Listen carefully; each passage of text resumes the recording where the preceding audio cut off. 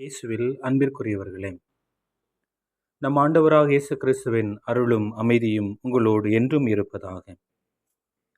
பாஸ்கா காலம் 4வது வாரம் புதன்கிழமையிலே நம் ஆண்டவர் இயேசு கிறிஸ்து நமக்கு அருளிய வார்த்தைகளுடைய தாக்கம் நம்முடைய வாழ்வில் எத்தகைய மாற்றங்களை கொணர்கின்றன என்பதை சிந்திக்க நாம் அழைக்கப்படுகின்றோம். பொதுவாக பொறுப்பற்ற ஒரு சொல் சச்சரவை ஏற்படுத்தும்.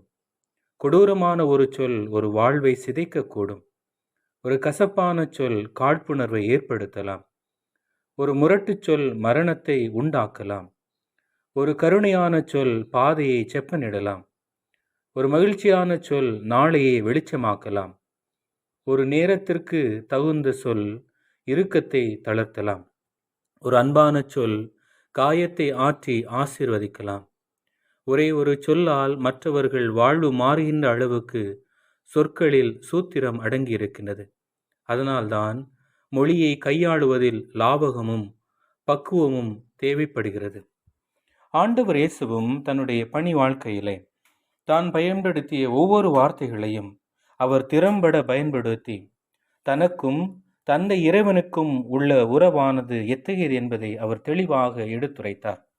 லூக்கா நற்செய்தி 2ஆம் அதிகாரம் 49 நீங்கள் என்னை ஏன் தேடினீர்கள்?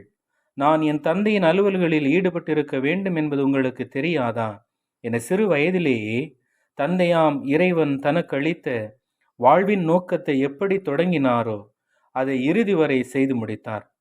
தன்னுடைய பொதுப்பணி காலத்திலே தன்னுடைய செயல்களை விட தன்னுடைய சொல்லாலே அவர் கொணர்ந்த மாற்றங்கள் மிகுந்த தாக்கத்தை ஏற்படுத்தின.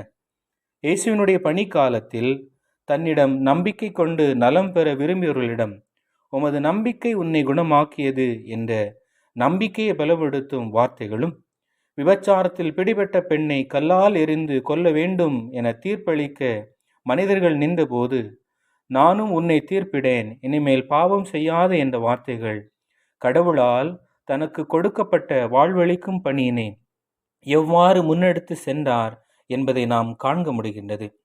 இத்தகைய செயல்கள் அவரை இறைவாக்கினர்கள் விட மேலான இறைவாக்கினராக தந்தையாம் இறைவனின் குரலாக இயேசு செயல்பட்டார் என்பதை நாம் காண முடிகின்றது. இத்தகைய வாழ்க்கை கோட்பாட்டை ஏற்றுக்கொண்டவர்களின் செயல்பாடு எத்தகையது என்பதை இன்றைய முதல் வாசகத்தில் நாம் காண்கின்றோம்.